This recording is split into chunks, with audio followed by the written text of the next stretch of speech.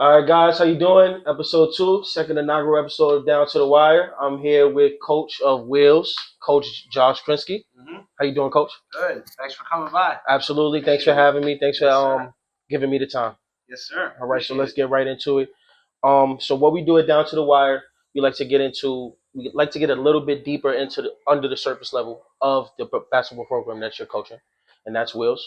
So could you give us a brief overview of your program here at Wheels? Okay. Like the history, or Yeah, just a quick yeah. rundown Okay. of the history here at Wills. Yeah. So I mean, the basketball program is an extension of the school, Right. and that's what every program really should be, right? So this is a small school that was started in 2008. Was the first year of the high school. I was a young teacher. I was brought in. I have some basketball experience, coaching some AAU, some other stuff. I heard about you, Josh. Oh yeah. Yeah, I heard about you. Did your homework? Yeah. Mm-hmm. So came in, and the school was very supportive and just started real slow. We were a club team, and through some contacts I had, got some kids in, got some other coaches who were really influential to come join, and just kind of started building it. That's nice. Man. And from there, it just kind of grew. We've been in a bunch of different divisions. We've had some success. A lot of kids in college, trying to make the school proud, trying to make the neighborhood, Washington Heights, proud. Absolutely. And just take it from there. Our motto's always been small school, big program. So that's what we Right. try to do, right? So small, not one of these large New York City public schools, which no shade on them, but we try to have just a smaller, smaller environment. Teachers all know the kids, 100 kids in More of a community feel. 100 kids in a grade, just small, but Right. yet still have a program that competes, at a high level with other schools in the city. Absolutely. I like that overview. Thank you for that. Let's get into the questions I have for you. Okay. So, what are your expectations for your student athletes as far as do you have a GPA requirement? Do you require them to be leaders running off the floor? Does character play a development, play a part in the development of these players? Could you answer that for me? Sure. So we're always trying to develop character, Right? Because at the end of the day, basketball is gonna take some people pretty far, gonna take some people not that far. At some point, everyone's gonna stop playing, right? I agree. And it's all about the lessons that you learn and the experience you have, right? The experiences you have. It's not all about, are you gonna get this kid this scholarship or this or that. It's how's their high school experience, Right? And character obviously plays a big part in that. I actually think the PSAL, we're a PSAL school. Mm-hmm. PSAL does a pretty good job with having credit requirements. We have 10 credits over the course of 12 months, meaning you're pretty much on track for graduation. There's an attendance requirement of 90%. So we pretty much adhere to those and That's follow good. that. For me, and I think with a lot of these schools, we're seeing just from athletes and non-athletes, is attendance is a major concern, especially coming out of the pandemic and stuff. So absolutely, me, the biggest thing I really harp on is attendance. You got to be in school and in classes to play. Because what I found is to practice. And if you miss practice, then you can't play. No practice, no play. Exactly. So what I found is the more kids are just here, the grades will take care of themselves almost, right? It's like if you're here, teachers are working with you, the academics will be fine. Showing up is the first part. Exactly. Attendance is just for jobs, for life. You just got to show up. Absolutely. And consistency as well. Mm-hmm. All right. So, what should your student athletes expect when they come to Wheels and they play for you? What should they expect? That's a good question. I think consistency. Like coaches have different styles, right? There's soft-spoken coaches. Right. There's the yeller coaches. There's the disciplined coaches. Right. There's the funny coaches. There's all sorts of style. But I think just like you just got to be there for the kids. You got to be consistent. Mm-hmm. And they have to know that like every day they're coming to school, they're coming to practice, they're going to work hard. Mm-hmm. They're going to focus on defensive basketball. They're going to focus on sharing the ball. Mm-hmm. And those hallmarks are just going to be, just consistently harped upon. Right? Where if you're a player, you come in, you don't play that much defense now. Well, you better learn how to do that. You know what I mean? If you don't play hard, you got to learn how to do that, or you're gonna get, pushed to the side. So other kids are gonna get. Yeah, go ahead, coach. Yeah, so it's just about consistency. One, in terms of what you're expecting of them, right? But also what you're providing. Gotcha. You know what I mean? Like they got to know that you're there for them, and it doesn't mean you have to be their best friend. A lot of coaches, young coaches, they try to come in and they try to just be best friends with the kids. That's the relationship, but that's not necessarily. That could actually harm the relationship a little bit, because you got to keep it, coach and athlete. Yeah. You got to keep that respect there. Right. You can't cross those lines because then the message will get blurred. Right. Right. And it can be successful. There's not one way that it should look. True. Think. But as long as you're kind of consistent and true, and they know you're there for them in whatever way and whatever type of relationship that you set with them, that you're always providing that, then they can feel comfortable, work hard, and achieve their potential. Got you. So students should expect consistency from you. Yes, sir. When they come, they're gonna expect to do the same thing. Expect basically to harp on what you aren't good at. So if you aren't good at defense, we're gonna make you a good defender. Whatever you're not good at, we're gonna work on that, and that's consistency, and that's every day.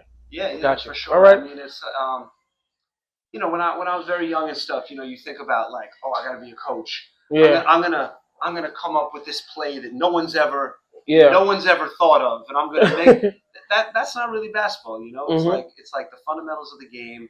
It's sharing the ball on offense. It's player movement. It's ball movement. Absolutely. It's playing defense. It's applying pressure. It's rebounding the ball, and just get really good at those things, and your team's going to be good, and the players are going to be good. Absolutely, I agree, Coach. Let's move on. Sure. How was the transition from 4A program to 3A program? So it's been a few years in the making, Okay. and a lot of my friends and coaches I talk to and stuff, I've talked to them for a couple of years now about, I think our program is better suited to moving to the 3A level. Right. And there's a number of factors on that. There's macro city factors about like enrollment and the changing landscape of school choice, where it used to be that schools had some kind of say over the ninth graders who could get enrolled in their schools, and now they don't really. So small schools like ours are not able to kind of bring in ninth grade classes, which was always the building block of our program. Got you. So we would get 3-4 kids a year. That's it in ninth grade, and have them come through the JV up to varsity, and really just build with that. And when that changed, being a small school, we found it harder and harder to compete at the highest level. Right. And people don't understand, I think. I think people at that level do understand, and some other people do, but some people just don't understand the work, the year-round work it takes to compete at that level. Right. Where it's like, you mentioned a school, Jefferson, Eagle Academy, Brooklyn Collegiate, whoever it might be. It's like, oh yeah, well they're good, they're just good. It's like, they're good because of that they put in the work day in, day out. Absolutely. And they had to climb that mountain. Mm-hmm. And then once you get up there, yeah, kids want to come, families want to come, coaches want to be affiliated with you. But it's a lot of work to maintain. It's a grind to get there, for sure. Absolutely, and it's a grind to stay there. Right. Absolutely. So for us, it seemed like we were having issues where we would have the last couple of years, we would have these top-heavy rosters.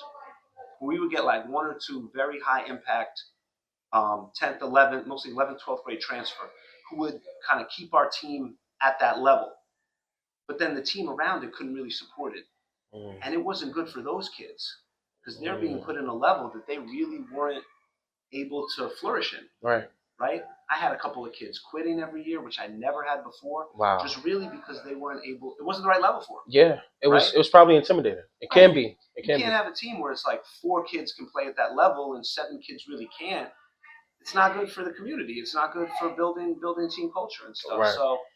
So this year, we've been talking PSAL. This year, the PSA moved us down one level, and I think it's been good. The difference is the consistency of the opponents. Gotcha. Like we've had some tough games and some challenging games, but we've also had a lot of games that aren't quite as much. So that's really the difference. Like the 4A division, especially depending on what borough, whatever, the Bronx Manhattan has been very competitive, especially this year. Every game is tough. Right? Every game's a dogfight. You could play really well, and 2-3 weeks you don't even get a win. Yeah, it's like that. It's like that. Competition is at its highest right now. Yeah. No, so it's good. So we're enjoying it. I mean, it's you could teach a few more lessons too. For sure. A kid's messing up in school and stuff. And, you got a game that's not quite as hard. All right, let's sit that kid down.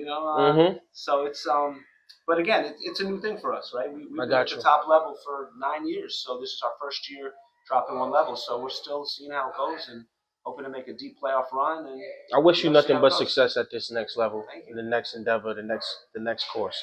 Let me get into something else. As far as preparing your student athletes for the next level, the collegiate level, whether that means JUCO or a high major D3 or D1 or whatever that may be. What is something that you implement as far as getting them ready for the next level? Okay, that's a good question. I mean, I think you want to run whatever level you're at. You want to run a program as much as you can, like the next level. Okay, all right. So if you're a really good junior high school coach, you want to run your program and your team like a high school program.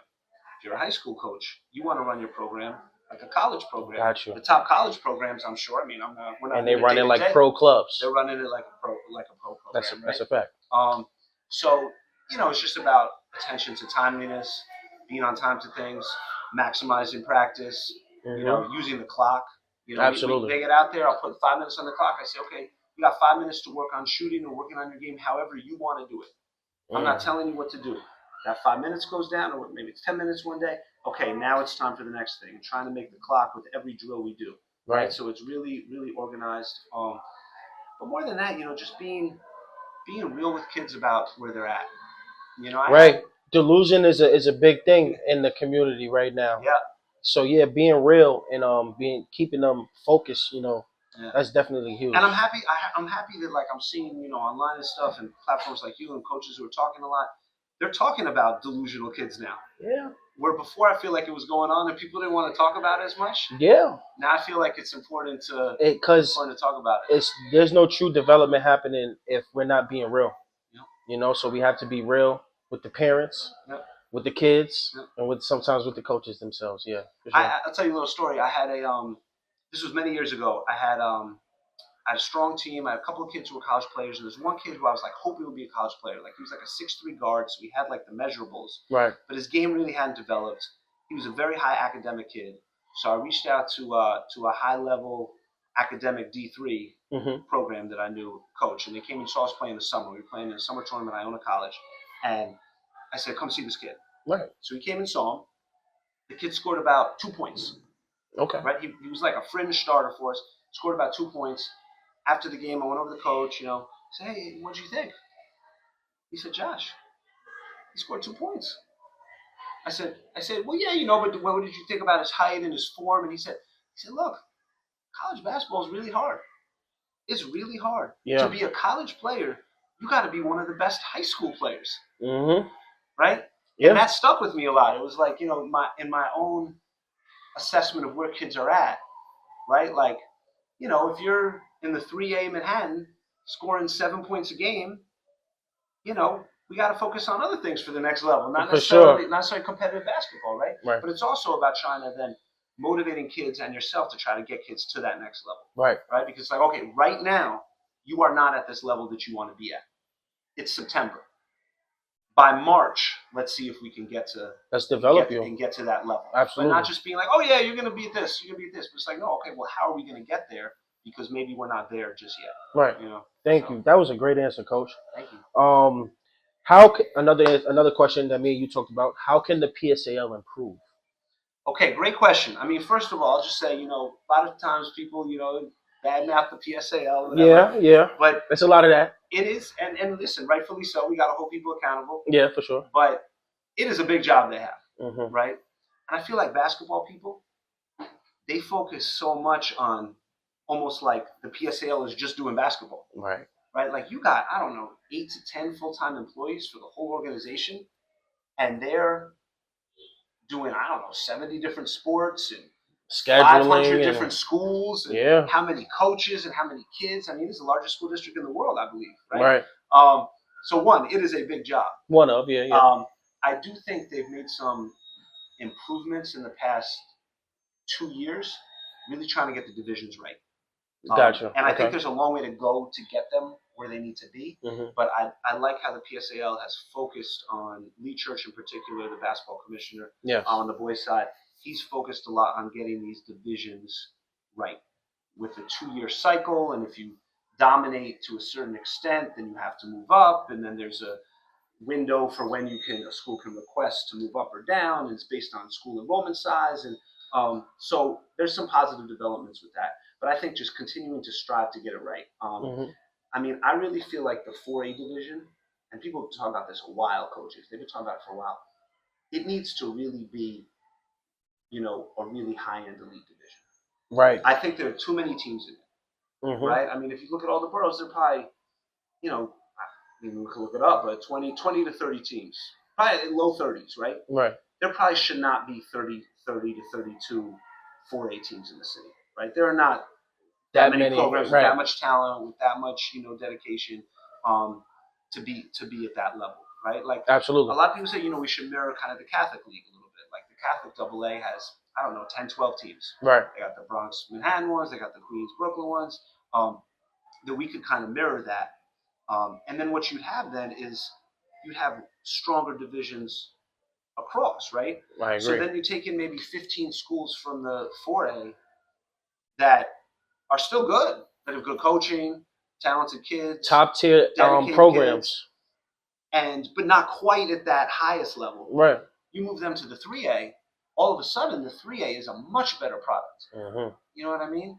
Like we're 8-0 in league play, and we've had one really hard game, right? We've had some 40-point wins, 50-point wins, 60-point wins, and the top of the 3A is always like that every year. Right. Whether it's Epic South, Murray heavy. Bertram, it's top heavy, right? Where it would be nice to have a little bit more competition at that level, and then it just trickles down. Then you've got some 3A schools who could go down to 2A, make that a little bit more competitive. So I just think just keep working with the divisions and really seeing where schools, kids, coaches are really at. Definitely. And being a little more forceful about, this would be a better product. This would be better for everybody if this is how the divisions work. I like how specific you got with that, Coach. Now the PSAL could watch this and say, we can break it down like that. And I think they do know. Right. It just takes time. Yeah. You know what I mean?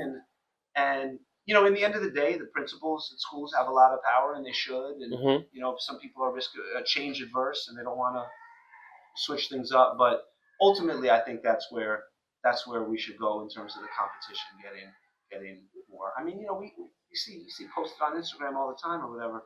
School beat a school by 90 points. Yeah. And they're posting it. Like they're proud of it. Yeah. Mm-hmm. Honestly, that's crazy. I would never post beating a team by 80 points. You weren't supposed to be playing them. Right, and if you do, cool, but like that's not the thing to shout about. You know what I mean? Like that's not the thing. Like cool, it's whatever, the kids like it, but how about like beating the really good team by 4 points? Like that's something that I would be more excited about. I got you. More proud about. So absolutely, Coach. I'm following. All right. So how does your program? How has your program changed since transfers has been a thing? Great question. I mean, transfers has always been because now, like you said, the city, we're in the transfer era. Yes. So how has transfer changed your program? And also, it's a two-part question. Has it improved your program? So I would say, transfers really is a double-edged sword. Yes. Just like NIL in college and all these kind of hot tops. Free agency back in probably the 1970s when they first started free agency. Yeah. They used to say, it'll change the game. It's like, and then after a while, you start seeing the pros and the cons of it. Exactly. So transfers is a big change, right? Like my team this year. Yes. From last year's varsity, I have one returning player. Wow. One returning player. I have 2 kids, I think, who played on our JV last year. Right. 3 kids who played on our JV, and 1 returning varsity player. I have never had that in my whole life. So now you have to start from scratch all over again. You have to build a culture all over again. Exactly. You have to build an identity all over again. All right. And wow. we've been very fortunate, and again, we're a small school, so we're not getting a lot of transfers, but we did get transfers to fill our roster. Right. We got 5-6 transfers this year. Now, they all came from kind of the same relationships that we built. Mm-hmm. So this wasn't just kind of random kids. It was people who, some of them were friends already. Mm-hmm. So it's word of mouth. It's word of mouth, and it's also like the same kind of people calling me, right? Like gotcha. This, this AU coach or this neighborhood, CYO coach or this Saturday Night Live director or whatever. It's like, hey, I got this kid for you. And they know the kids and they think that it'll be the right fit. But it's challenging, like you said. I think the overall impact you can have on young people and kids, every year you have them that goes down, it lessens the impact, right? Like some of the best stories I've had are 4-year players, right? I met them in 8th grade. They came in 9th grade, had them for 4 years, sent them off to college. Like, that's happening less and less. Yeah, right? And, it is. And there's, from the competitive standpoint, I mean, some of the whack stuff is, coaches would try to, they changed the rule now where you don't have to sit a year. It used to be kids would do, like, a safety transfer. Right, to transfer. Now you don't need to do any of that. It's just like kids are literally free agents. Hitting the road running. Same division, you can transfer. So you could go to the rival school. Exactly. Oh, man. And it used to be that there was, the rules and just kind of a code was like, like All right, if a kid's in charter school or in Catholic school and wants to make the move to the PSAL, like, okay, that's fair game. That's cool. Or if a kid's, in Brooklyn and wants to come uptown, like, okay, because that's a different division and stuff. Yeah. But now it really is Different borough. it's whatever, and it's I don't think there's that much animosity around it. It's just how it is now. But it can cause animosity and friction, but it's a part of the game now. It is. It's a part of the game now. And honestly, us being a small school, we don't always have seats to bring transfers in. True. But yet, our kids can transfer out. So it's almost like a flow. Yeah. It's like a negative cash flow situation. It's like, it's a wait list to get in, but you're free to leave. Exactly. Oh, man. So again, understanding the situation, understanding the changing times, that was definitely one of the factors in moving from 4A to 3A. Gotcha. Where it's harder to compete at that level if you don't have the certain advantages and setup for it. But again, like this year's team, like I said, we only had one returning player, but we had to work really hard in the fall, right? Like put more emphasis on the fall. The way I scheduled our non-league games, I only had 2 before Christmas and I'm going to have 7 after Christmas because I knew we're going to get better and better as we get more comfortable together. So there are ways to still have a lot of success, a lot of positive outcomes for the kids. But honestly, you getting kids for 1 or 2 years rather than 3 or 4 years, it's gonna take an effect, and I don't think that's a positive thing. Like I'm all for kids having the freedom to go where they think and their families think is best, but there's obviously something to be said for like, all right, maybe it wasn't perfect for you this year. Maybe you were the 7th man this year. Maybe that's what you needed to improve and get to the point where you're starting the next year instead of just like, oh, I'm going to burn them out. A lot of people came from humble beginnings. Sometimes that's what you need. Yeah, humble beginning. Absolutely. All right, so I know the season is underway, but what are some of your goals for this season, and are you meeting them? I think we're on track to meet our goals. Now we have very high goals. Okay. Right, like we're trying to we're trying to win the Manhattan Boroughs. Right. Which is going to be which you did in 2020. Yeah, we've done a few times. Okay. 3 times in our history. It's going to be difficult this year, like I said, because we're at a lower level now. Right. We play lower competition. I mean, Thurgood Marshall's got a very good team. Brandeis, if they qualify, and then there's some other teams in the 3A, 2A that are very competitive. Right. That's like my favorite week of the year. Those boroughs, you get the quarterfinals on Tuesday, semifinals Thursday. If you're fortunate enough to go to the finals, which we've done, I think 6 or 7 times, you get that Saturday, and all the boroughs come together. So that's a big goal we have is to make it to the championship and hopefully win it. And then we're trying to win the citywide 3A. Absolutely. The last rankings by NYC prospects had us 4th, so we're undefeated in league play. So we're well on our way to kind of winning our division. So those are our goals, and they're our goals. And I always tell the kids, if you're at the point where you're playing in big games, then you've kind of made it. Right. Right. Do you plan on going back to 4A? Do you plan on it? Good question. I mean, right now, like with the kids and the transfers, everything's year to year. Right. But I think this is the level where it's going to be best for our community. Okay. There's, again, if you're relying on transfers to get to a higher level and to be competitive and to beat the other teams at that level, what does that do to the kids who've been coming up through your program? What does that tell them? Right, exactly. Right. And it's also, every good program is about competition, right? So, like, no one should be handed something just because you were here last year doesn't mean that's your spot next year. Right. But you have to find a balance where, like, if you're bringing in a new starting 5 every year, then the kids who are coming up are just being relegated to the bench, and then the community doesn't even know these kids, and we're at the games rooting for kids who we didn't even know. Right. That was kind of the way it was going to have to go if we were going to compete at the highest level, the level we used to compete at. And it seems like where we're at right now is just a nice level for everyone's benefit. I got you. All right, so I have a few more questions. Sure. My second to last question is, what is your team's identity this year? It's funny. A lot of pretty much, and other coaches have told me this. Pretty much we're known for being a scrappy guard dominant team. Okay. From Washington Heights, we got a lot of guards up here. Absolutely. Not always a lot of guards in the city. Period. Yeah, absolutely. Right. So we really try to get after it. We really try to apply pressure, both man-to-man defense and in pressing and traps. Right. Don't play a lot of zone. Gotcha. So this year I think is part of that. What's been a pleasant surprise this year is kind of we've had more depth than I actually anticipated us having. Okay. Well, right now I'm playing like a solid 8-man rotation, and one thing is me as a coach, that's probably been my weakness, where I don't like to use my bench a lot, and it takes a lot for me to trust kids. You got that Tom Thibodeau, that Tom Thibodeau going on right now, where it's like I'm not part of the minutes police. You know? You're not going to hear me saying, "Oh, Josh Hart plays too many minutes." Yeah, right. He plays too many minutes. He's supposed to. Exactly. Right? Yeah, I got you. Player, yeah. But this year, just kids have shown that they can handle more. So if I got 8 kids, then I'm going to use 8 kids. Absolutely. The other 2 kids who are showing something, I'm trying to get them in a little more. So obviously the level helps with that. But so I think having a deep team and having some versatility, like we have a little size this year. In the past years we haven't. Mm-hmm. So I think we're a little more balanced. So trying to bring in the stuff that we normally have, pressure, scrappiness, with a little more size and a little more depth, I would say is the way it's shaping up this year. Got you.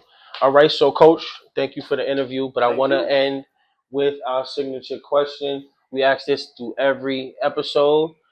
When it comes down to the wire, who is your go-to player, or what is your go-to play when it comes down to the wire? Could you share that with us? You don't have to share any secrets, but share something with us. And first of all, I want to thank you for not just coming through here and showing love, but all you do to highlight the community, the absolutely community. Thank you, Coach. I appreciate that, man. Because these kids are programs. It's not like the old days where we used to get covered on like MSG Varsity, like we were saying, News and New York Post, in the newspaper. Exactly. So it's shifted, and you guys are doing your thing to help. Thank you. Appreciate that. Can you repeat the question one more time? When it comes down to the wire, what is one play that you go to, or one player that you go to? You don't have to share any secrets, but give us something. So I can't give my top secret play. Okay, gotcha. I got you. But basically, the philosophy is not that different than if it's the middle of the second quarter and you're up by 8 points. Okay. To when it's down to the wire, you're trying to get the ball to your best player in space. Gotcha. Right? You're trying to get the ball to your best player in space. This year, I mean, it's not a secret. The young man you're going to talk to in a minute, Maurice Western, he's our leading scorer. He's our best player. Gotcha. So we're trying to run some action to get the ball to him in space, but then with other options. Gotcha. Because we got to play to our advantage. We think one-on-one, he has an advantage. Right. So then the other team is going to defend it that way. They're going to send help. They're going to run a second defender. They're going to clog the middle and help. And then we need to trust that he's ready to make that pass, to attack the defense, make the pass, and that his teammates are in the right place, and we play off it. Because when it's down to the wire, you got to get your primetime guys. When the ball. It's down to the wire, you got to make things happen. You got to get the job done. And the coach can't put the ball in the basket. You got to coach, man. You got to sit on the side. Thank you, Coach. I appreciate you. So much. I appreciate Absolutely, man. Yes.